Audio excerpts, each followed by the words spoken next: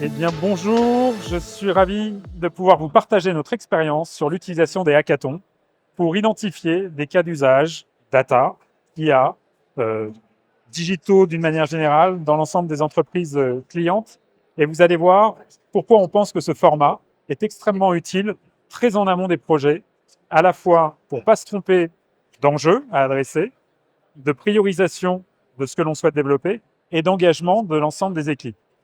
Euh, on a dans l'équipe Artefact Open Innovation régulièrement des questions sur tout ce que l'on peut optimiser en termes de prise de décision, en termes de mobilisation d'équipes et d'accélération de la matérialisation des solutions technologiques que l'on souhaite mettre en œuvre, data, IA et plus généralement toutes les transformations digitales des entreprises.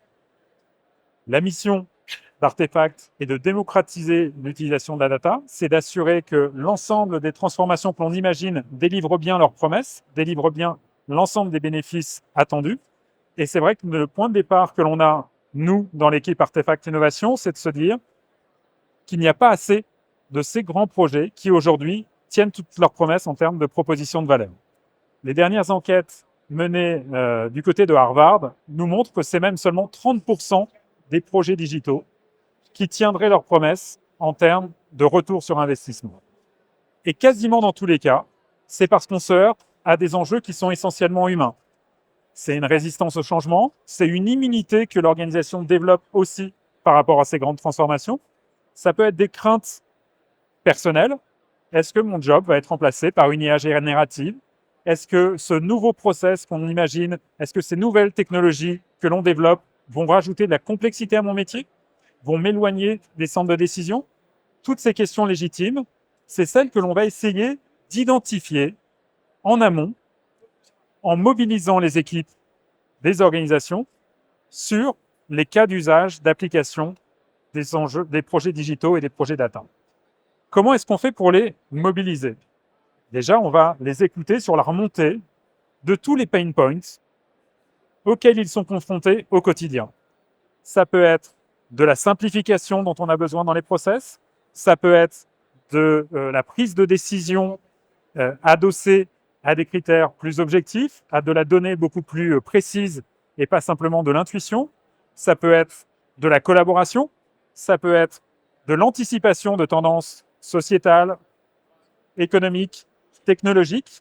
Et c'est vrai que l'accélération de ce renouvellement de toutes les technologies et la confrontation avec ces interpellations des stakeholders, des parties prenantes externes de l'entreprise, bouscule l'ensemble des acteurs, qu'ils soient managers, leaders ou collaborateurs, dans leur expertise, dans leurs convictions, dans leur mode de collaboration. Et ce que l'on fait maintenant depuis 6 ans avec principalement des grands groupes, dans l'univers du luxe, de l'industrie, de la santé, mais également des organisations internationales, avec parfois des consortiums, c'est d'identifier tous les sujets sur lesquels on peut gagner en efficacité opérationnelle, on peut gagner en simplification, on peut innover à la fois de manière incrémentale et de manière innovation de rupture, vraiment disruption, dans des secteurs comme l'énergie, l'automobile, le pharmaceutique. Comment est-ce qu'on le fait? C'est en mobilisant l'intelligence collective, en mobilisant tous les formats d'innovation collaborative et principalement ce qu'on appelle le format hackathon. C'est un terme un peu générique qui va décrire des successions d'ateliers où on mobilise sur un enjeu donné une équipe pour identifier tout ce que l'on peut mettre en œuvre facilement en termes de projets technologiques, en termes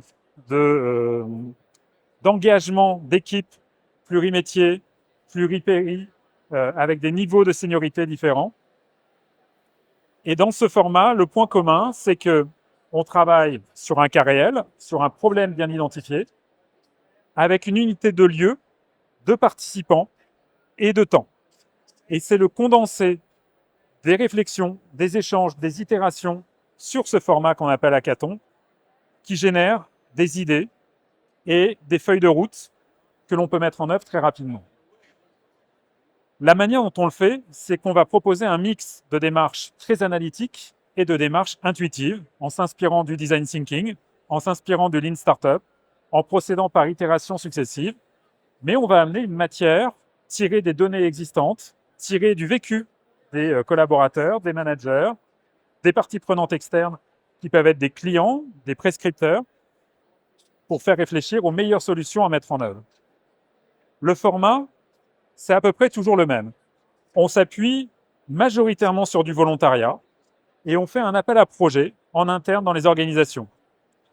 Qui mieux qu'un opérateur sur une chaîne de production, qu'un chargé de relations clientèle à distance dans une banque ou une assurance peut savoir quelles sont les contraintes, les problèmes auxquels il est confronté dans la relation client, dans la gestion de la production.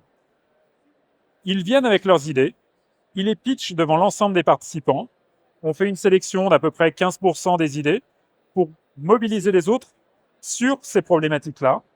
Et donc, la première partie de l'agenda est souvent dédiée à créer une dynamique d'équipe, à s'assurer qu'on ait bien identifié la problématique que l'on veut adresser et qu'on soit parfaitement aligné sur l'objectif et la méthode que l'on choisit. Le deuxième jour, on va approfondir la connaissance que l'on a des besoins des utilisateurs finaux, du contexte de marché, avant d'itérer sur toutes les solutions possibles. Cette phase d'itération, finalement, elle est relativement courte parce que quand le travail est fait en amont de compréhension de ce que l'on veut adresser, ça va très vite pour générer des idées. On va se doter de critères de décision qui sont le plus simples possible. Est-ce que ça répond à un vrai problème? Est-ce que c'est innovant? Est-ce que c'est quelque chose qui est légitime par rapport à notre mission, par rapport à notre organisation? Et puis derrière, on va proposer une première matérialisation. Dans certains cas, c'est déjà une maquette. Dans d'autres cas, c'est un business model un peu différent. On va parfois jusqu'à un prototype qui peut être construit en très peu de temps, notamment lorsqu'on est sur des solutions purement digitales. Et on va analyser comme cela la faisabilité de la solution. Ce sont toujours les participants qui analysent cela, mais on y injecte des mentors, des experts externes, qui peuvent être des représentants des clients, qui peuvent être des partenaires technologiques, qui peuvent être des acteurs qui viennent d'horizons complètement différents. Pour un grand constructeur automobile, on a fait venir par exemple des acteurs qui venaient de la Smart City et qui avaient mis en œuvre des solutions qui n'avaient pas encore atteint leur maturité dans l'industrie automobile. Et on aime bien croiser comme ça les points de vue parce que c'est comme ça qu'il y a un enrichissement des solutions. Et puis, une fois qu'on a validé cette faisabilité technique, financière, humaine, on essaye de préparer un pitch pour aller convaincre des investisseurs, pour aller convaincre des clients potentiels. Et donc, on accompagne les porteurs de projets dans la finalisation de leur deck, dans leur présentation à un jury. Ce jury, quand on est en interne dans une entreprise, il va servir à évaluer l'intérêt du projet pour l'organisation et si oui ou non, on décide de financer la réalisation d'un MVP, d'un proto, qui dans l'organisation peut être sponsor du projet et se donner une feuille de route qui soit la plus réalisable possible. Alors, ce format-là, on a pu l'appliquer dans des organisations très différentes. Parfois, pour imaginer des solutions chez L'Oréal, par exemple, pour réduire l'empreinte environnementale des packaging. À d'autres moments, pour utiliser au mieux la data, pour avoir une meilleure connaissance client dans l'univers du luxe et pour les différentes maisons d'LVMH. Mais c'est des choses qui peuvent nous permettre d'identifier des nouveaux besoins business, des solutions technologiques, des besoins éventuellement de recrutement, qui à chaque fois ont pour vertu d'engager durablement les participants. J'ai même envie de dire que plus que la solution technologique qui a été identifiée, c'est ce niveau d'appropriation par les équipes qui va être la promesse du retour sur investissement. C'est-à-dire qu'on préfère toujours avoir une solution qui est juste finalisée à 80%, mais 80% d'appropriation, plutôt que se dire que le projet est mature à 120%, mais qu'il n'y a que 5% de l'équipe qui le soutient. En termes de retour, ça fait une vraie différence.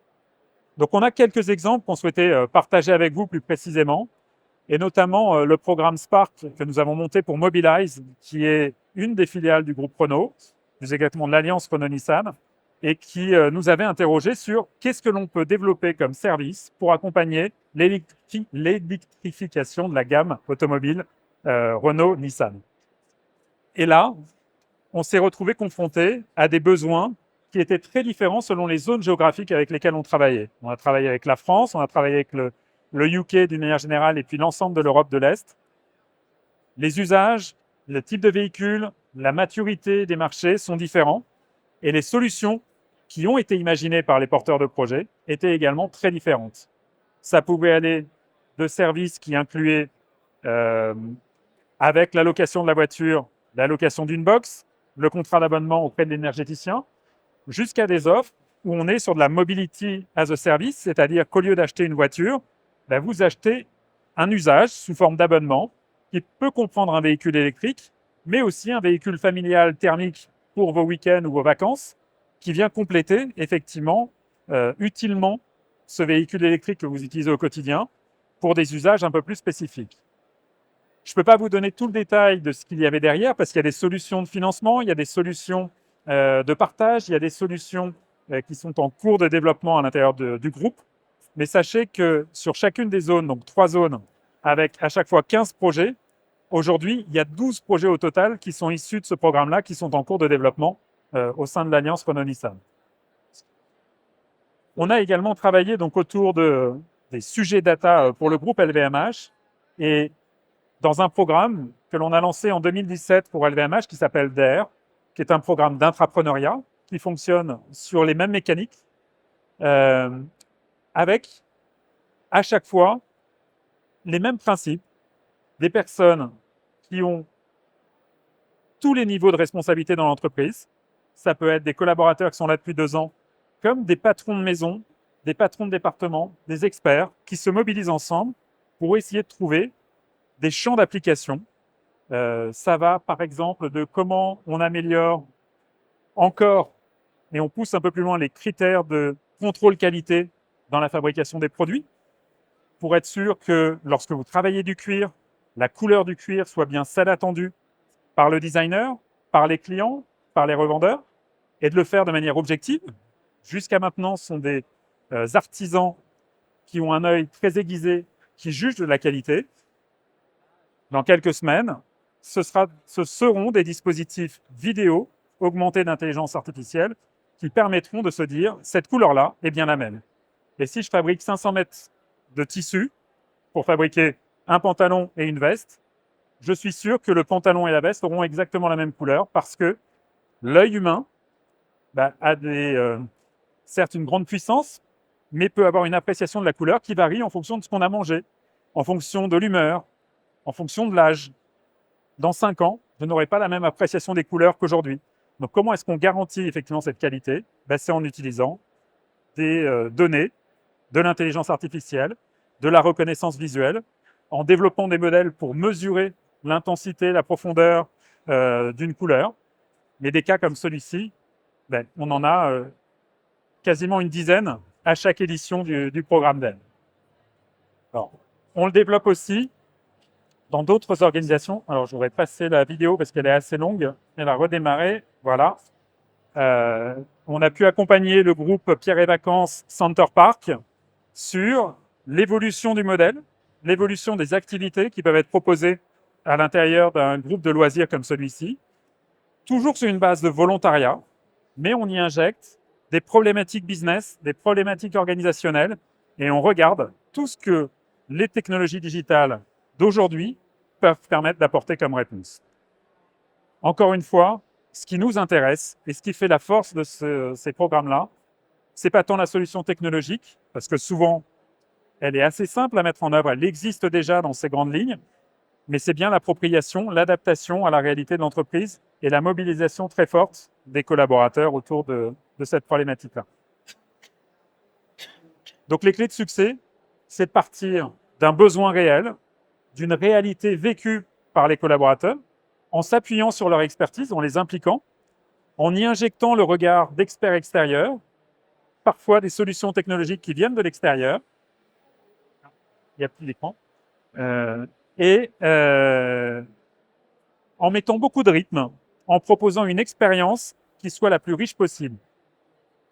Ce que nous disent les participants de ces formats, c'est que c'est une expérience dont ils se souviendront toute leur vie, parce qu'ils gagnent en compréhension des enjeux, et surtout, ils vivent comme nous à un moment donné, l'émergence d'une solution qui est leur solution.